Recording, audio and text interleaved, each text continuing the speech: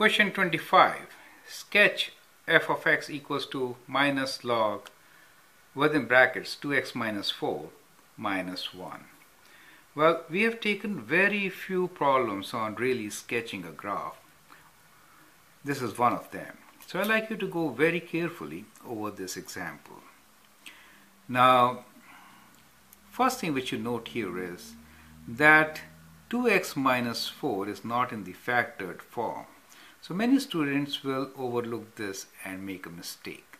So let me rewrite this function by factoring the inside term. So we get minus log, and then we'll take 2 common, right? We'll take 2 common, and then we get x minus 2, bracket close, minus 1, correct?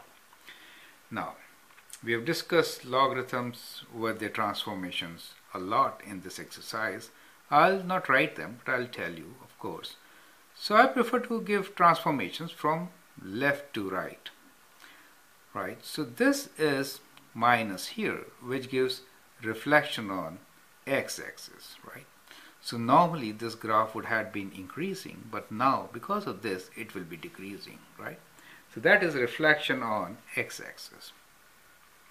Now this term inside will reflect on the horizontal side, right?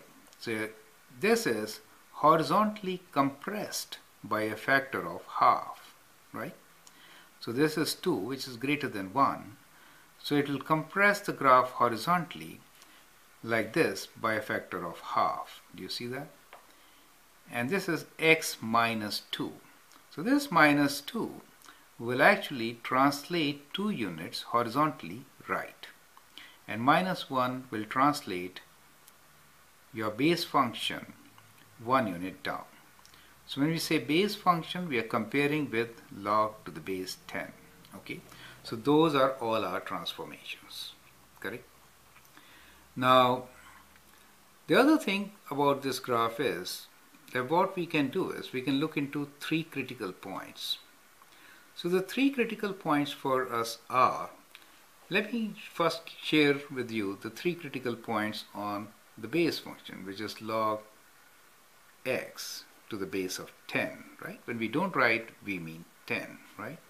So first is, of course, that we have a vertical asymptote, right? So let me just sketch that. So we are working on log of 10, log to the base 10 of x, right? So first is a vertical asymptote. So that is our vertical asymptote, right? So I'm purposely doing it like this so that you can see vertical asymptote. Now, so log 10, what are the critical points which we should always consider? First is vertical asymptote, right? So vertical asymptote is at x equals to 0. For sketching any logarithmic graphs, we typically do with 3 points. One, we use this vertical asymptote itself. Second is, if x is 1, then the coordinates of the point will be 0. So at 1, we'll always get 0. Log of x equals to 1 will be 0. So the second point is at 1 we get 0. So that is the second point. The third good point to take is 10. When the base is 10, we take the point the same as the base. So in this case 10, we get 1. Do you see that? With 10, we get 1. That means this is 8, 9, 10, and at 10 we have this value 1, correct? And third point which we should take is we can take minus 10, right? So if I take 1 by 10, so if I take 1 by 10, which is 10 to the power of minus 1, do you see that? Then I should get minus 1, right? So let me write down here as 10 to the power of minus 1. I know it's 0.1, very small, and that will give me minus 1, right? So this is 10 to the power of minus 1, which is 0.1. So very, very close to this. So at that point, our value is minus 1. So this is kind of that point, right? So that gives you the nature of our graph. And with that, we can draw our graph, which is kind of like this, right? So let me sketch this graph for you, and that is this.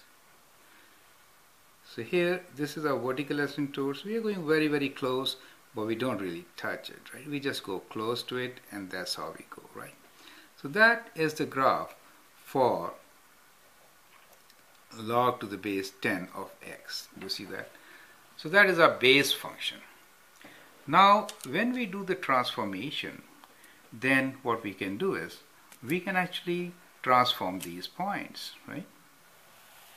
We can see how these points get affected when we change, right? So what is the transformation? X values, as far as x values are concerned, they get multiplied by half, and then you add 2 to them, correct?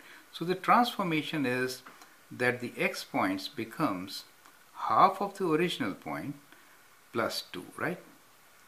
So that is the transformation on the x point because of this. And as far as the y points are concerned, you multiply by minus. So the original y point becomes minus, and then you take away 1 more. So that will give us the transformed points, right? Now, so when we are talking about this transformed function, then we'll notice that this vertical asymptote has actually shifted 2 units to the right, correct? So at 2, we can draw our vertical asymptote.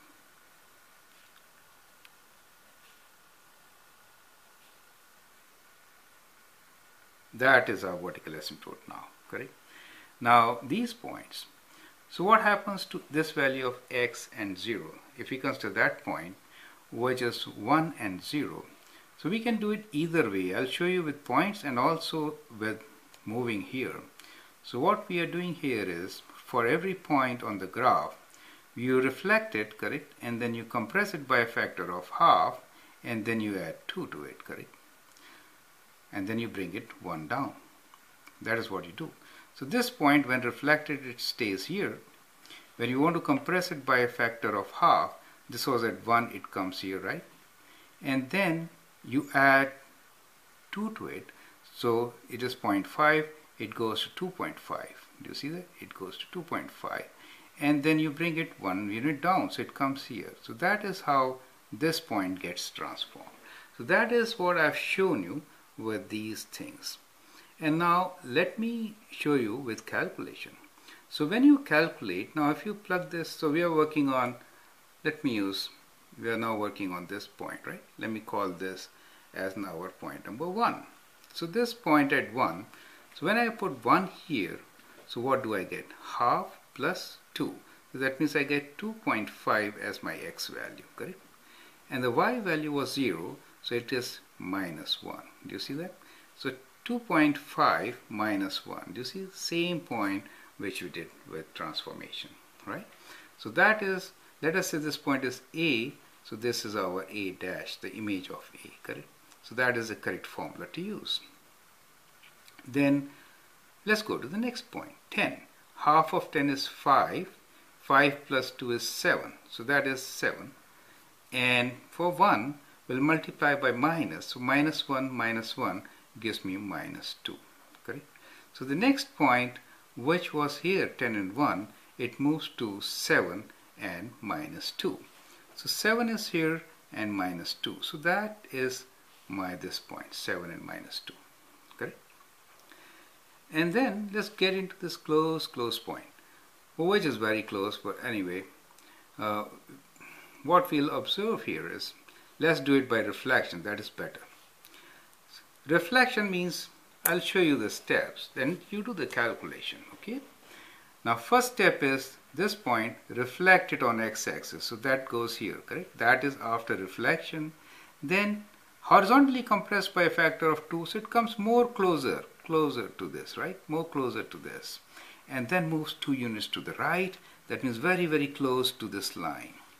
And then 1 unit down. 1 unit down means that becomes your x-intercept. Do you see that? So this point finally is this point for us here, correct? Do you see that? So this point finally is shown here as point C. Now we are in a good position to sketch our graph, correct? So let's sketch it now. So this is going up very, very close, and the vertical asymptote is like this. So let's go like this.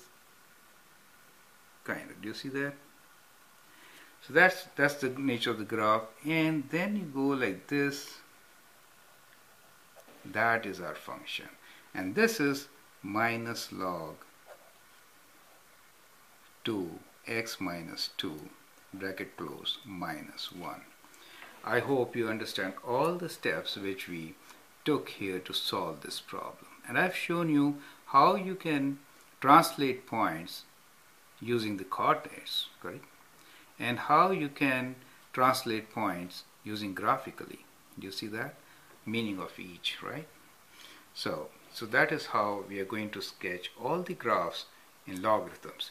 Remember that you have to show 3 points very clearly when you show your graph along with the vertical asymptotes. These are very critical things to get full marks. Thank you.